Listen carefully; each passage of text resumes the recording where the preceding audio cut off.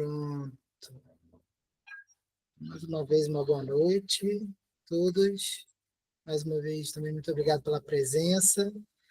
Vamos aí para mais um encontro. Lembrando que todos os encontros estão gravados no YouTube. Eu estou jogando para frente, sabe? Então, por exemplo, o do mês passado, que foi a apresentação do Robson, foi lançado hoje no YouTube.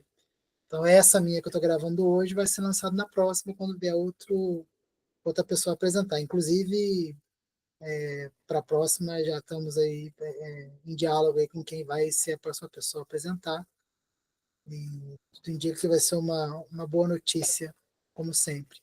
E lembrando que, assim, as pessoas que eu peço para apresentar são pessoas que vêm ao encontro, porque a ideia é que a gente apresentar entre nós e a gente desenvolvendo ali um bom diálogo, né?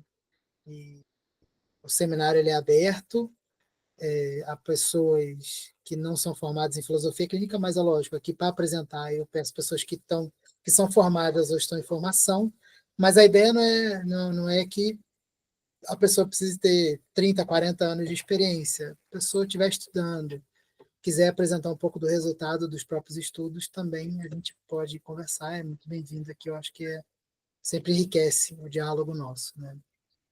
E, enfim, hoje quem vai apresentar então sou eu, né, na expectativa de que muitos outros venham e que eu quase não precise fazer apresentação. A ideia é sempre a gente fazer um pouco nesse caminho. Eu vou compartilhar aqui com vocês. A minha ideia hoje é falar um pouco sobre o que eu chamei aqui a Gênese e o espírito das lições de filosofia clínica. A Gênese no sentido de como é que surgiu, né? E o espírito é de que modo, ou o que perpassa como ideia central ali todas as lições, né? E aí eu fiz aqui alguns tópicos, depois, se vocês quiserem, eu posso mandar esses tópicos para você lá no grupo, mas não tem nada demais não escrevi nada além de pontos principais, só para refletir. Vou cuidar do meu tempo, porque da outra vez que eu apresentei eu passei muito, a minha ideia é não passar tanto, né? É ficar, às vezes, até menos do que o limite ali, que são 30 minutos de apresentação. Muito bem. Então, primeiro ponto é como nasceu o livro Lições de Filosofia Clínica. Quando eu terminei de escrever a introdução, curiosamente eu escrevi a introdução no início da pandemia de 2020. Eu mandei para a editora Vozes, eu escrevi mais ou menos em abril, né? E aí eu mandei para a editora Vozes em junho ou julho, e a editora Vozes publicou no ano seguinte. Aí, nesse meio do caminho, eu escrevi capítulo para aquele livro Tópicos, para o livro Submodos, que foram lançados pelo Recanto da Filosofia Clínica. Eu escrevi um capítulo para aquele Puentes Existenciales, que foi lançado no México. Curiosamente, escrevi eles depois de ter escrito meu livro, e eles foram lançados antes do meu livro ser publicado. Então, nesse meio tempo, eu fiquei escrevendo ali, estava dando aula no Instituto Zêndico, tinha muitas turmas ali, então eu cheguei a dar aula para 7 turmas, né, concomitantes ali, né, ao longo do mês. E aí eu ia dando aula nas turmas, ia escrevendo uma coisa ou outra ali nesses capítulos, enquanto meu livro estava sendo publicado. Depois que o livro foi publicado, eu comecei a escrever uma vez ou outra algum texto, e que não publicava em lugar nenhum. E de onde vieram a inspiração para escrever esses textos? Eles vieram, tá ali no ponto 1.1, da observação. De fala dos colegas, de conversas com os colegas, de dúvidas que os colegas apresentavam. Vez a outra, alguém mandava um áudio do WhatsApp perguntando alguma coisa. Dos livros que eu ia lendo, que eu ia refletindo sobre eles, levando em conta que eu li alguns livros, inclusive, para escrever o Introdução à Filosofia Clínica. Dos vídeos que eram publicados aí pelo YouTube, pelo Instagram, pelo Facebook, e de postagens que eu vi de colegas, e por aí vai. Então, a partir dessas fontes, e inclusive das dúvidas dos alunos, eu ia refletindo sobre alguns pontos e tentava esclarecer um pouco mais. Uma característica pessoal que eu tenho é que eu não escrevo a ideia que eu tive. Eu tenho ideia na medida em que eu escrevo. Eu penso escrevendo, né? Eu não escrevo o que eu pensei, né? Eu tenho uma ideia, às vezes me vem alguma coisa na cabeça, E aí eu começo a escrever para pensar sobre aquilo. Tanto que, por exemplo, eu já escrevi textos em que eu estava inquieto com uma questão e eu tinha uma concepção sobre aquilo. Na medida em que eu ia escrevendo, eu ia vendo que a minha ideia era inconsistente e que eu estava errado. Aí eu apagava aquilo que eu escrevi.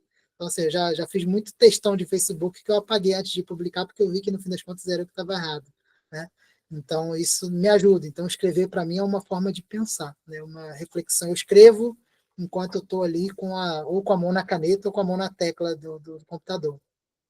No caso dos textos do livro, foram todos no computador. Então, eu escrevi os textos sobre filosofia clínica nesse aspecto. Então, eu ia levantando questões. E um outro ponto, que talvez, que sempre perpassou essas reflexões, foi a ideia da singularidade, que, a meu ver, está sempre sob o risco de se perder, né? E a singularidade, o chão de fábrica dos atendimentos e por aí vai. Então, os textos foram saindo, eu fui escrevendo, eles terminaram de ser escritos, e todos isolados, eu não tinha uma ideia específica de um livro sobre aquilo. Eu só tinha ideias e eu fui juntando. Até que chegou em 2023 e eu tinha uma quantidade interessante de textos, vi que dava ali mais ou menos uns 50, né? Eu excluí alguns outros que eram muito ruins, e aí eu enviei para os colegas, enviei para o Hélio Strasburger, para o Fernando Fontoura, que foram meus primeiros leitores. Eles desceram a caneta no meu texto lá. Teve textos que eu, por exemplo, tive que excluir porque não estavam nada bons. Estavam com tanta crítica que não valia a pena nem refazer. De fato, estavam muito limitados, cheios de problemas. E aí, para esses, depois eu fiz outros textos e coloquei lá no lugar deles. Então, 2 ou 3 textos eu excluí, outros eu tive que reelaborar sobre alguns aspectos, tentar melhorar ao máximo, melhorar a precisão. E aí, depois que eles fizeram isso, eu ainda tive a leitura, por exemplo, da Dioneia, que foi fazer a, o prefácio do livro, e aí ela ainda apontou algumas coisas, eu ainda então reescrevi, reelaborei alguns aspectos, e aí já na reta final o Paulo também deu uma lida, quando ele foi escrever a orelha, e aí saiu o livro Lições de Filosofia Clínica ali. Em 2023, então, eles leram, em 2024 eu corrigi, mandei para os colegas para a Dioneia, ela ainda sugeriu mais algumas modificações, eu reli algumas vezes e corrigi, e aí, em 2024, eu mandei para a editora Sulina, que acabou publicando no fim do ano. Então, saiu aí o livro, Lições de Filosofia Clínica a partir dali. Aquela parte final da, da análise o glossário que eu fiz ali no final, ele surgiu bem já no finalzinho já. Né? A princípio ele não teria glossário, mas aí eu julguei que seria interessante, porque quem vai ler aquilo ali não necessariamente leu a introdução, então acho que era interessante fazer isso. E diante disso, então, quais são as questões que permeiam as lições? Né? Qual o espírito que está ali permeando? Né? Então, alguns pontos que eu levantei aqui, que são justamente com a finalidade de apontar assim, bom, o que eu tenho ali de questões centrais ali que estão presentes na minha cabeça na hora que eu estou escrevendo aquilo. O primeiro deles é pensar ali a genialidade do sistematizador, do Lúcio Pachter.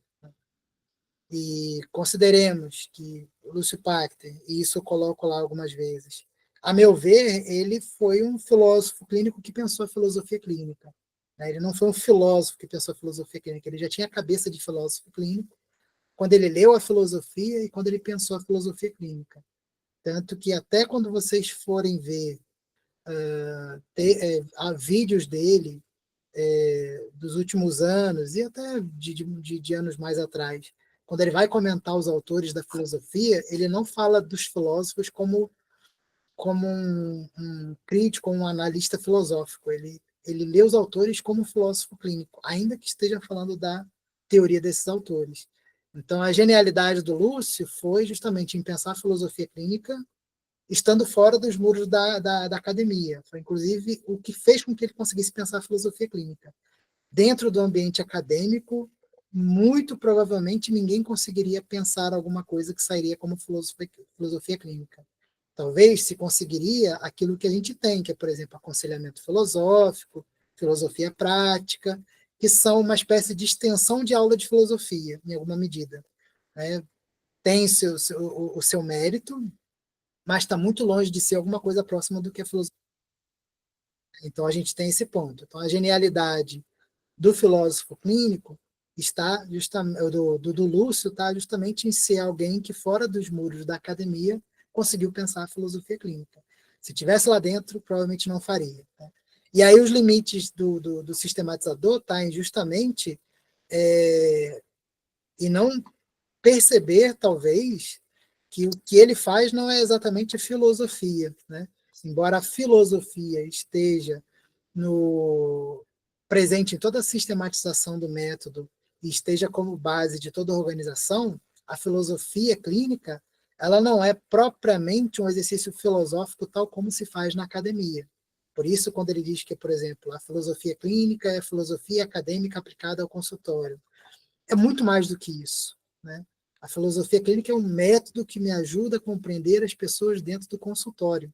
Eu não vou usar ideias do Hegel, do Kant, do Nietzsche, do Freud, não, do Heidegger, do Platão, do Aristóteles, para trabalhar no consultório. Né? Esses autores, eles me ajudaram a construir, a pensar um método, no caso do Lúcio, né? Ajudaram o Lúcio a pensar um método capaz de compreender melhor aquelas pessoas e, a partir das características singulares de todas elas, né, conseguir ajudá-las do modo mais pessoal possível. Tem uma expressão que o Gilberto Zendico usa, né, que são processos terapêuticos altamente personalizados. É um pouco disso, né? Justamente ela é adaptada a cada indivíduo.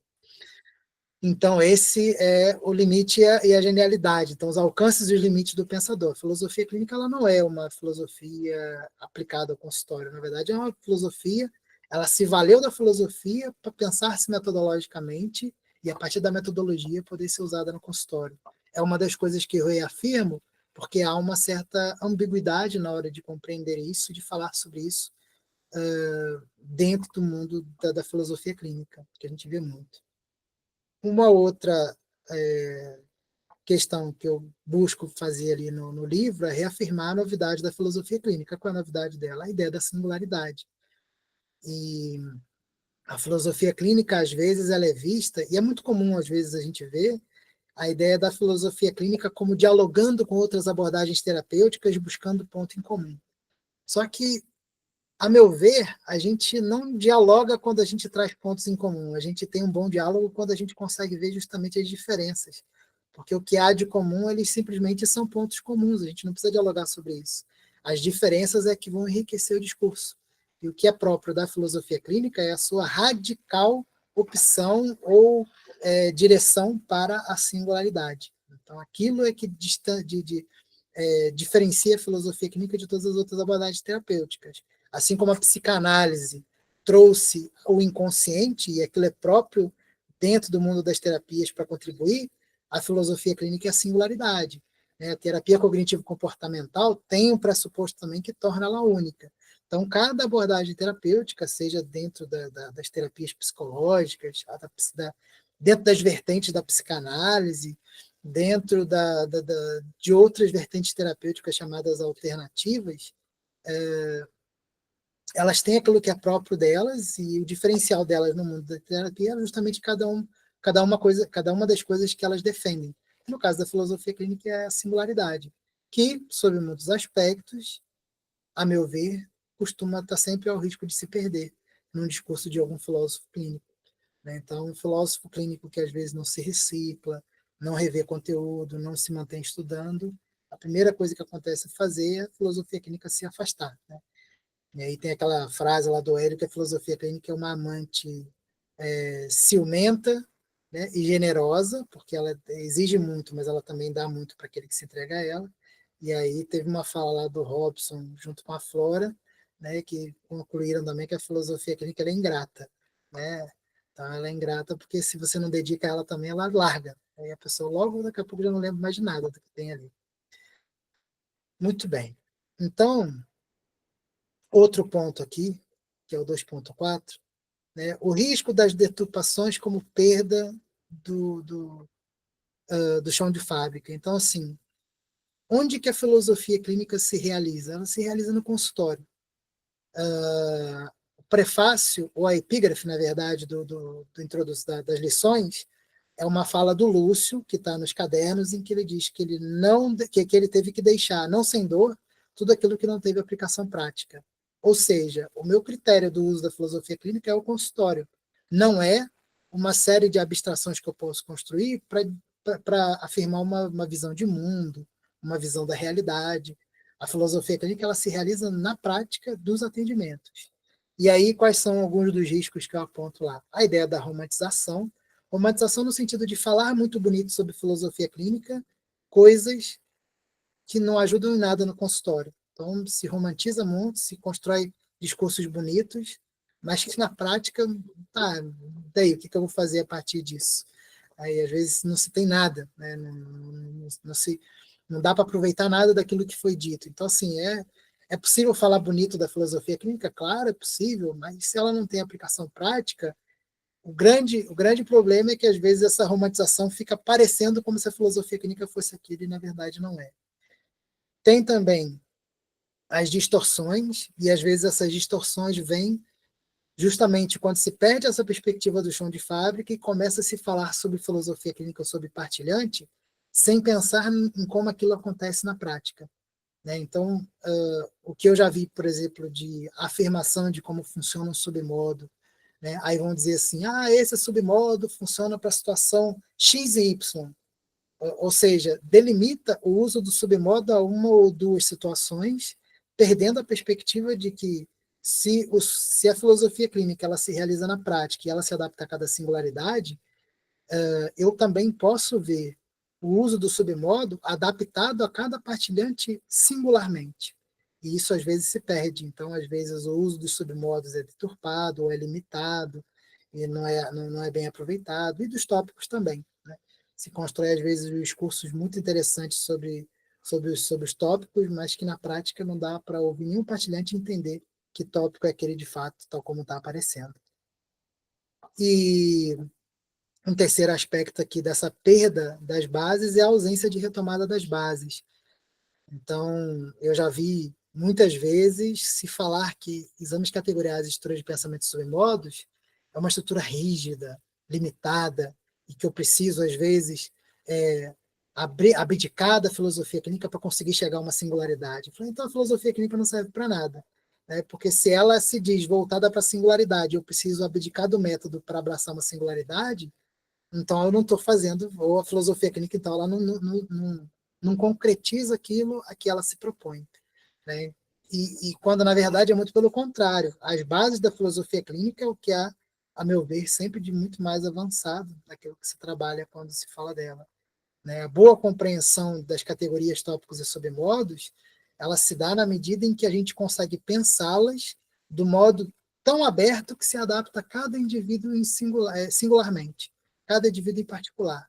Né? Se ela não se presta a isso, ela não é filosofia clínica, né? Ela é uma outra coisa. Ou a gente está enganado, então. Então, se eu não consigo pensar a filosofia clínica adaptada a cada indivíduo que eu vou atender, isso não, isso, ela é uma proposta falida. Né? E quando na verdade é muito pelo contrário, a filosofia clínica ela é muito abrangente, ela consegue adaptar-se à singularidade. E quando muitas vezes acontece, o limite às vezes da filosofia clínica está muito mais naquele que a exerce do que propriamente no método. E uma coisa que eu já comentei em aula e às vezes comento com colegas, eu hoje atendendo já há alguns anos ainda me vejo ainda um iniciante. Então, alguém que ainda precisa muito aprender ainda e trabalhar algumas dessas questões. Né? Continuar aprofundando. Né? Eu ainda pretendo, até para fins de estudo pessoal e também para ajudar a compartilhar ideias, ainda pretendo aprofundar um pouco mais no uso dos submodos, que é tão pouco explorado como deveria ser. Né? Inclusive, eu acho que eu já comentei já em outros momentos, né? Eu já vi filósofos químicos comentar assim, não, se você domina 6 submodos, mais ou menos, você já consegue fazer uma boa clínica. Então, para que eu tenho 32? Né? Então, temos ali algumas perspectivas bem limitadas do que seja filosofia clínica. Sobre a questão das características filosóficas, o ponto que eu digo lá no início, né, que a filosofia clínica ela não é uma filosofia aplicada ao consultório no sentido de usar aquilo que eu faço na universidade para dentro da terapia, não significa que a gente não tenha ali elementos, vamos dizer assim, filosóficos no consultório. E talvez o elemento filosófico para o consultório que mais devemos levar em conta é a questão da postura, né, do filósofo clínico. Eu poderia, inclusive, adicionar isso aqui, né, que eu acho que é pertinente. A gente, 2.5.3.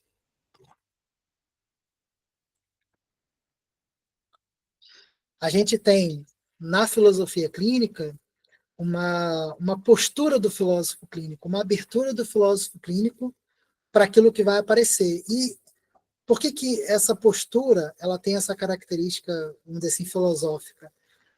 É porque quando a gente se depara com aquilo que os filósofos estão pesquisando, estudando, se aprofundando, vocês vão ver que eles estão lidando com aquilo que é cotidianamente aceito já como sabido, né? Então, quando o filósofo clínico vai pensar a ética, vocês já viram falar sobre ética no cotidiano, uma ética no trabalho, uma ética como meio de como princípios de convivência na sociedade. Mas a ética, tal como o filósofo está vendo, é uma tentativa de entender a ética. O que é a ética? Né? Então ele não está só vivenciando a partir de um pressuposto que eu já tenho na minha cabeça, mas ele vai repensar aquilo ali. Então, o filósofo, quando vai pensar a política, ele não está pensando a política do país específico. Ele pode partir da política daquele país específico para depois pensar a política.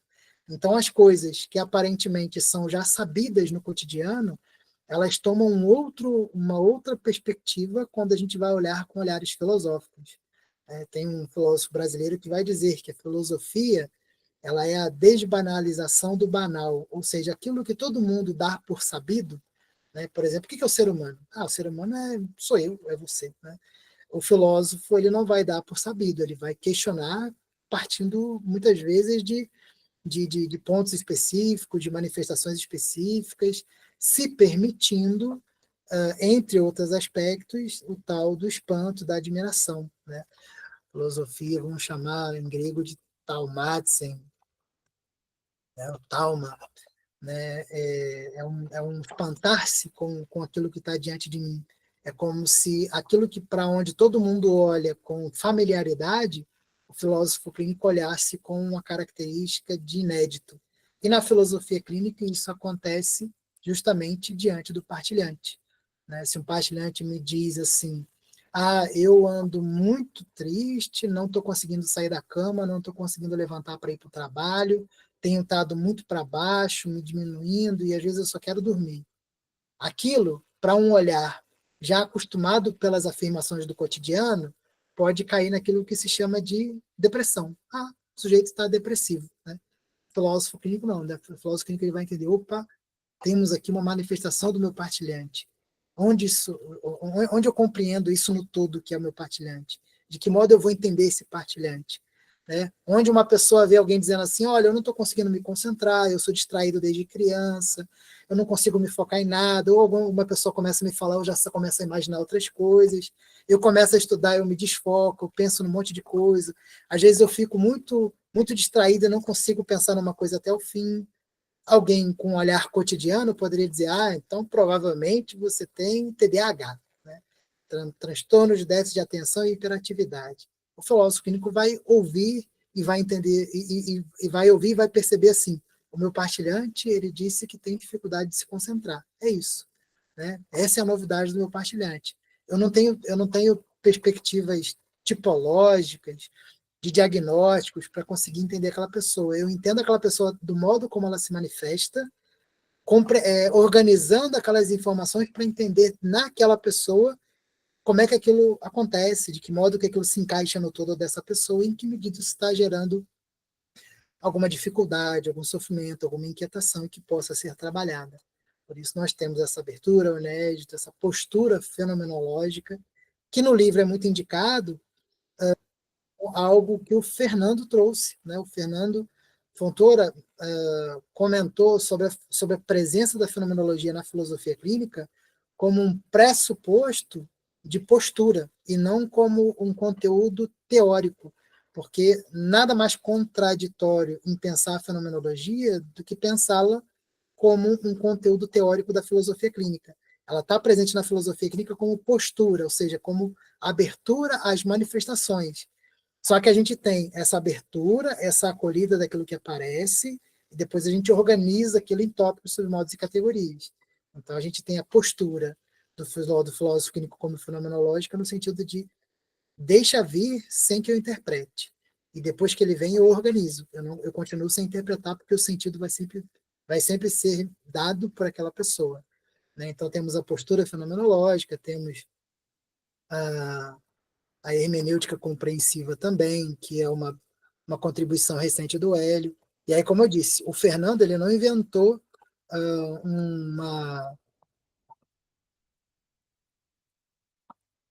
ele não inventou um elemento novo da filosofia clínica, mas ele ajudou a pensar o lugar da postura fenomenológica na filosofia clínica. E nesse sentido, me parece que é uma boa contribuição dele. E o Hélio, sim, trouxe uma outra expressão, que é oriunda dos estudos que ele fez do Gadamer, que foi a hermenêutica compreensiva. E todas elas são essa abertura do que aparece. Então, sob o ponto de vista, o que há de filosófico, propriamente, como um ato filosófico na filosofia clínica, é justamente essa abertura. Mas o que se constrói depois vai depender de cada partilhante, porque a gente parte daí, mas não constrói depois uma visão de mundo sobre o outro, não determina o que é o homem, o que é a postura humana, né, o que é uma ética para todo mundo, e por aí vai. Só fala. Eu até interrompi, porque senão depois eu ia me perder, desculpa. Mas a questão das tipologias. Necessariamente não existe uma negação de que o partilhante chega com algum tipo de transtorno. A gente, pelo que eu entendo, na filosofia clínica, eu não chego a negar esse transtorno. Eu só não limito o partilhante nesse transtorno. É isso? Exatamente. O que a filosofia clínica, se ela pudesse se colocar numa postura, vamos dizer assim, se a gente pudesse compreender a filosofia clínica como uma certa inquietação na sociedade, é essa de resumir a pessoa a um diagnóstico. Né? Porque esse diagnóstico, visto como diagnóstico, vira uma espécie de doença a ser tratada, às vezes, com remédio, com um monte de coisa, e perde-se a perspectiva do todo daquela pessoa, dentro da qual aquela manifestação que ela tem não necessariamente é um problema. Né? Porque o que é, às vezes, até pela crítica Foucaultiana, né, do Michel Foucault, para a filosofia, que a filosofia clínica acaba trazendo um pouco, qual o problema de um diagnóstico? É que aquele diagnóstico ele é um problema porque socialmente aquela pessoa não se encaixa naquilo que se espera. Né? Então acaba sendo uma limitação. Ah, não, se você não se encaixa na sociedade, eu vou te dar um remédio, você vai ficar apto a viver na sociedade do jeito que se espera. Né? E perde-se essa característica única de cada indivíduo.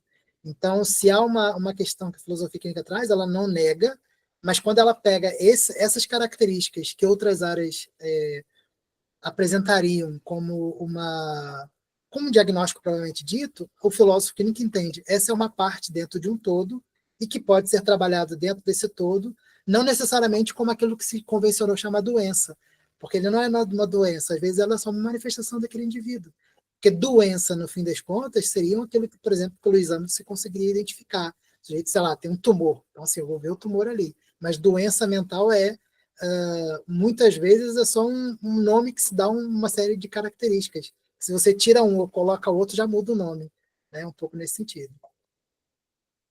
Tranquilo? Então, continuando. Então, algo que eu também já apontei e que vale a pena a gente considerar, então, é a questão da importância da formação continuada. E aí entra o consultório, é um modo de continuar se trabalhando, os livros, os colegas, né, o diálogo com os colegas. Né? Eu já conversei com os colegas para tirar dúvidas sobre questões do consultório, colegas já entraram em contato comigo para tirar dúvidas e a gente conseguiu pensar algumas questões. Então, enriquece bastante ter esse diálogo, dialogar com os colegas, trabalhar um pouco isso. Eu tenho o privilégio imenso, que é o de poder dar aula. Então, as dúvidas dos alunos me ajudam a repensar a filosofia clínica o tempo todo. As críticas que os alunos apresentam, na medida em que eu tento respondê-las, eu repenso. Conteúdos, por exemplo, que já fui para textos que eu escrevi para a revista, vieram de aulas, vieram de intervenções. Já teve afirmações que eu fiz no texto, nos textos da revista, que vieram, por exemplo, da conversa que eu tive com a Fafá, né, durante a aula. Teve um outro que foi uma conversa que eu tive com o Robson, né? Então, a gente foi trabalhando, eu fui repensando tópicos, o modo de trabalhar. Da Fafá veio principalmente quando a gente dialogava sobre o tópico de singularidade existencial. Do Robson, por exemplo, veio quando a gente conversou sobre análise de estrutura de pensamento. Então, isso foi enriquecendo, na medida em que eles foram falando, eu fui tentando colocar as palavras, e aquilo foi vindo, aí eles começaram a trazer palavras, e eu falei, olha, isso aqui explica muito melhor. E aí a gente foi trabalhando justamente para levantar até os posicionamentos críticos que a gente levanta. Então, as aulas, para mim, é um grande privilégio, ter que me reelaborar, falar com os colegas, me ajuda muito. Mas quem não tem esse privilégio, releiam o conteúdo, revejam, né? Tópico que não é muito visto no consultório, daqui a pouco some da nossa cabeça. Aí, quando aparecer, a gente não enxerga mais. Então, perde muito. Filosofia clínica, como disse o Robson, ela é ingrata, né, também. Então, a gente tem que ficar sempre de olho ali, sempre bajulando ela, né? Senão ela não vem. E, para terminar aqui, para não passar muito mais do horário, temos esse ponto aqui, né? Qual é a finalidade, então, do livro? Primeiro, perpetuar o novo paradigma com sua consistência, que é justamente essa ideia de trazer essa perspectiva da singularidade do método e passar adiante para que as pessoas tenham um texto que ajude justamente a refletir sobre isso, a não deixar de lado, a não perder essa perspectiva de que se eu abandono um pouquinho a filosofia clínica, daqui a pouco eu estou misturando filosofia clínica com psicanálise, com psiquiatria, com qualquer outra coisa, ou começo a trazer um monte de coisas da minha cabeça, né? Há, inclusive, um ponto muito interessante que, assim, às vezes a gente acha que a filosofia clínica é rígida ou limitada porque eu tenho um conhecimento limitado dela, né? E, às vezes, eu acho que a filosofia clínica é rígida e limitada porque ela não corresponde aos meus prejuízos. E, às vezes, quando eu coloco meu prejuízo na filosofia clínica e deturpo a filosofia clínica, eu começo a achar que, a partir de agora, então, ela é mais aberta, né? Então, agora eu melhorei a filosofia clínica. Então, a gente tem riscos, assim. E, às vezes, conversar com colegas, levantar questões, apontar esses aspectos ajuda muito. Inclusive, para também outro privilégio que eu tenho, pelo fato de eu ficar escrevendo, colegas de vez em quando intervêm, comentam alguma coisa ali. Isso me ajuda a repensar coisas que eu estou escrevendo, o modo como eu estou falando. Isso também ajuda a me formar. Então, eu tenho alguns privilégios, né, e que eu considero muito, muito interessante. Mas isso não inviabiliza o fato das pessoas poderem continuar estudando. Algo que eu aprendi com o Hélio e que eu continuo também com o meu trabalho depois que meus alunos se formam, eles podem continuar frequentando as minhas aulas, né? Então, assim, eu acompanhei o Hélio em Juiz de Fora, por exemplo, eu estava me formando e já tinha colegas que tinham 5, 10 anos de formado, estavam lá sentados e perguntando coisa para ele. Por quê? Porque na medida em que ele ensina, ele já aprende mais, os colegas já trazem outras dúvidas, vão complementando. E aí eu continuei acompanhando outras turmas depois da minha, e esses colegas que tinham 5, 10 anos estavam lá, sentados para continuar relembrando conteúdos e trabalhando. É um modo excelente, né? E aí temos o seminário, nós temos o grupo de estudo avançado, temos cursos, temos os livros, temos a revista da Casa da Filosofia Clínica. Então, assim, não falta fonte para a gente continuar consultando para se aprofundar e entender. Sem contar que, por exemplo, eu já li o livro Propedêutica do Lúcio inúmeras vezes. E todas as vezes que eu leio, tem alguma coisa que eu acho interessante ali. Então, também tem isso. A gente vai reaproveitando, vai aprofundando e vai relendo aquele conteúdo à luz dos novos conhecimentos que a gente adquire. Então, a primeira ideia é perpetuar isso, também ter como exercício pessoal de formação repensar a filosofia clínica,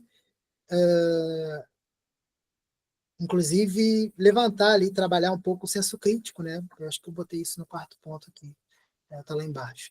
Então, compartilhar os resultados das minhas reflexões, que, como eu disse a vocês, não é só minha, porque colegas intervieram, não sei, professores de português aí, Jandira me corrija, né? Mas os colegas me vieram ali ao meu socorro e comentaram, e criticaram, e apontaram questões ali para eu poder melhorar. Então, teve coisa que não estava tão boa e melhorou, ao meu ver, porque colegas comentaram. Suscitar posicionamentos. Então, assim, a introdução à filosofia clínica, ela é uma introdução que abrange muitos caminhos ali de pensamento sobre a filosofia clínica. Foi um acatado geral para ajudar a pensar, né? Para ajudar a pensar não, para apresentar a filosofia clínica.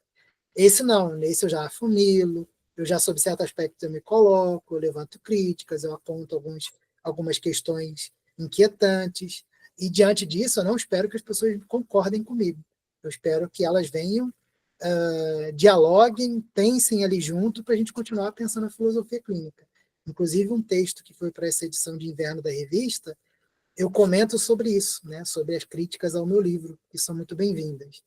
E para o próximo número da revista, se os colegas aprovarem, vai ter um outro texto também que eu comento sobre a relevância da crítica dentro da filosofia clínica, né, que seria um outro elemento próprio da filosofia e que é muito bem-vindo na filosofia clínica também. Então, fomentar a crítica foi um outro ponto. Então, não leia o meu livro só como quem concorda com tudo. Vocês podem até concordar com tudo, desde que antes disso isso tenha passado pela reflexão de vocês, pelo senso crítico, pela experiência e tudo mais, vocês dizerem, agora eu concordo, mas porque eu pensei junto. Não foi só porque aquele ali é um conteúdo expositivo e como uma proposta que todos devam engolir, né? A filosofia clínica precisa ter isso, né? O texto que se sair na próxima edição da revista, se os colegas aprovarem, vai trabalhar justamente isso. A gente precisa ter um pouco de um... A gente não deve aceitar as coisas tal como elas aparecem, direto. Elas precisam passar ali pelo crivo de uma reflexão, né? Enfim, falei que não ia passar do horário, passei. Então, vou deixar aqui para vocês comentarem, contribuírem, refletirem. Inclusive, de dizerem aí se veem isso que eu proponho na própria leitura, ou se vocês tiveram outras perspectivas quando leram. E não necessariamente o autor, depois que a gente escreve o livro, ele já não é mais nosso, né? Então ele acaba sendo uma ideia que pode passar por muitas compreensões, ou muitas interpretações. Mas fiquem à vontade para trazer alguma questão e perguntar, comentar.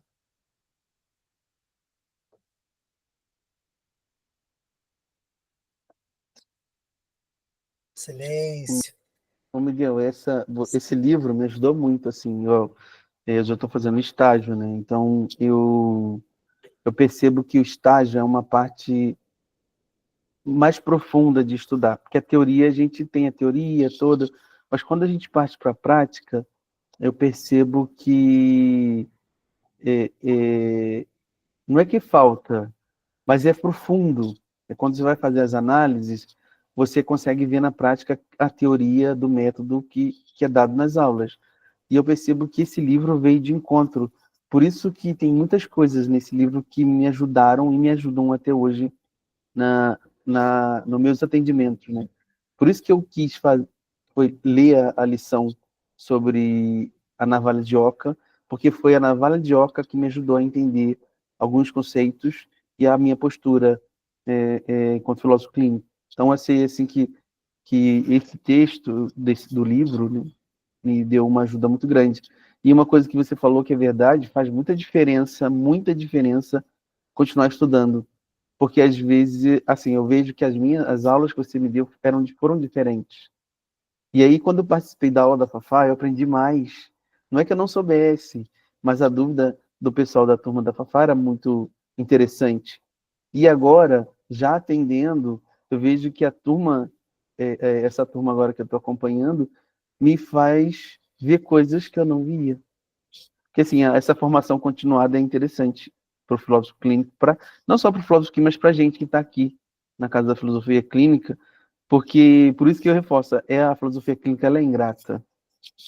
Mas ela é ingrata por quê? Porque se você abandona, você vai esquecer, sabe? Então, eu acho interessante continuar participando por isso, porque quando você participa, ela deixa de ser ingrata. E aí a gente entra na frase do Hélio, que ela é uma amante ciumenta, né? Que ela quer você ali.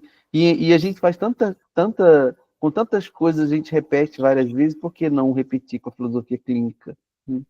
Então, eu achei muito interessante poder continuar assim nas aulas e me ajuda, né? No atendimento, né? Bom, obrigado pela contribuição, Robson. Quem mais?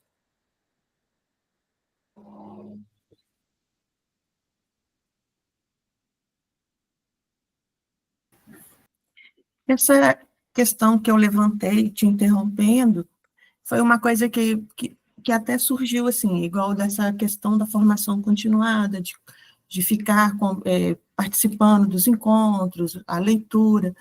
Muita coisa, às vezes, não sei se sou eu que entendo mal, ou no calor do momento, eu escuto muitos dos filósofos clínicos negando, né, quando a pessoa chega num consultório com alguma tipologia, né? Ah, mas a gente nega, a pessoa não tem. Então, a minha dúvida, às vezes, fica maior nisso. Então, não é uma questão de negar, mas é a questão de olhar com esse olhar singular e enxergar esse todo, né? Seria isso?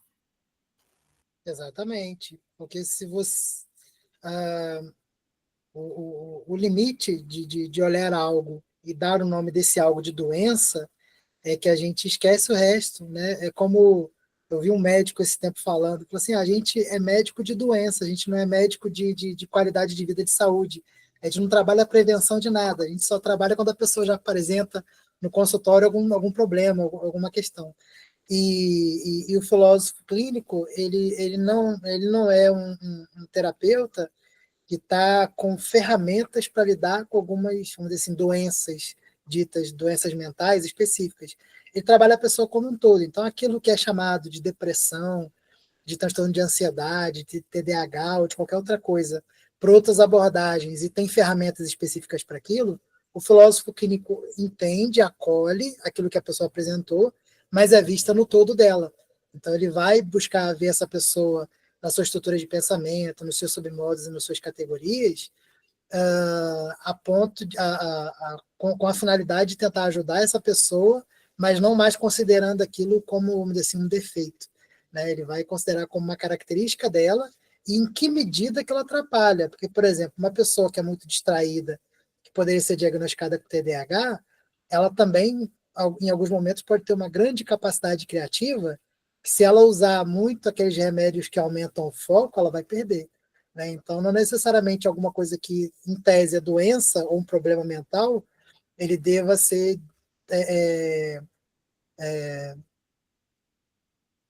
trabalhado ou curado, né, para usar um termo também que a gente não usa.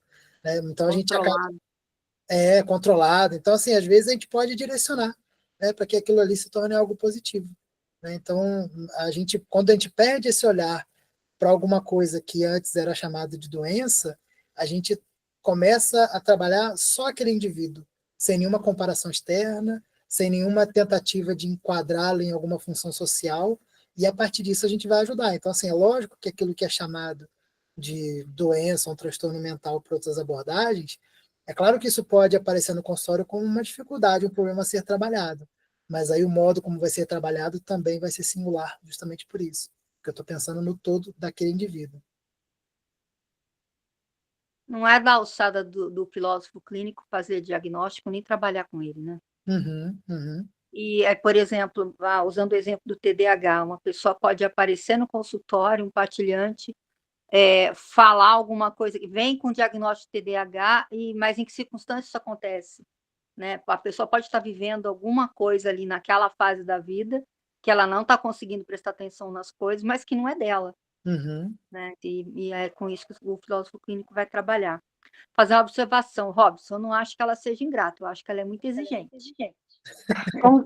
Sou mais boazinha com a filosofia clínica. Isso que eu ia falar. Concordo, Patrícia.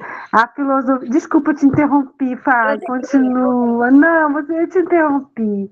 A filosofia clínica não é uma amante ingrata e muito menos ciumenta. A filosofia clínica é uma amante dadivosa, generosa e inteligente. Ela só não quer perder tempo com quem não a quer, ou quem não a entende. e não acredita e não se identifica com ela. E assim, ciumento até posso citar, mas ingrata, né? Ingratos somos nós, que recebemos tanto dela e depois a abandonamos. Mas eu te interrompi, Patrícia, me perdoa. Você ia falar. Continua. Ciumenta, eu concordo, sim. Só ingrata que eu acho que não. Agora, que é bem exigente, é. E fazer uma pergunta que eu já fiz para outras pessoas que não tem a ver com o livro nem nada, até porque eu não li o livro inteiro ainda, não posso falar dele, Miguel. Mas alguém conhece algum filósofo que preste atendimento filosófico, ou alguém que já tenha feito terapia com desse tipo de atendimento filosófico? Do aconselhamento filosófico? Aconselhamento, desculpa. Não, aqui diretamente eu não conheço, não. É porque, assim, eu sei que existe, né? Já ouvi falar, tem assim uma ideia muito pequenininha do que seja, mas eu não conheço ninguém que fala, eu conheço alguém que trabalha com isso, ou alguém que foi atendido por esse tipo de terapia. Aí é só curiosidade, porque eu ainda também não encontrei ninguém. Continuo perguntando, então.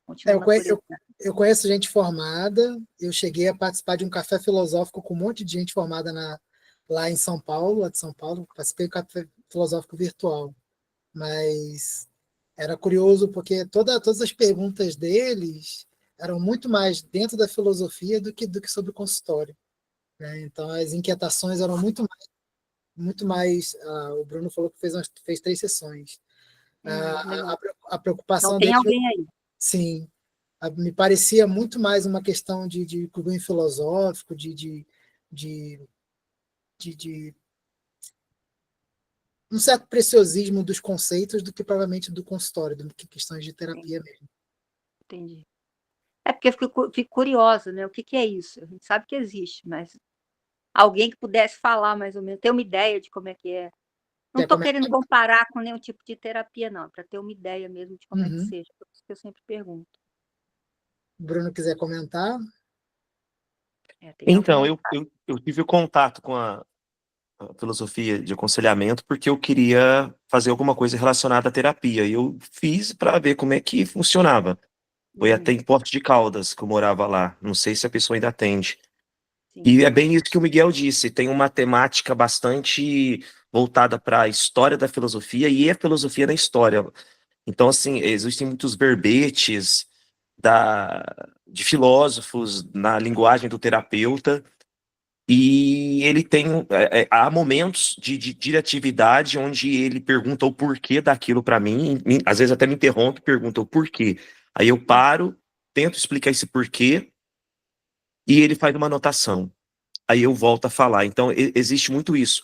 Ele pergunta os porquês, não exatamente o porquê socrático, aquela coisa do conhecer a si mesmo, mas o porquê que eu estou falando aquilo, e ele sempre tenta, quando interferir de uma maneira com algum conselho, não um conselho, mas como eu vou explicar? Algumas ideias para que eu repense o que eu disse. Aí isso vai costurando, é como se fosse uma coxa de retalho.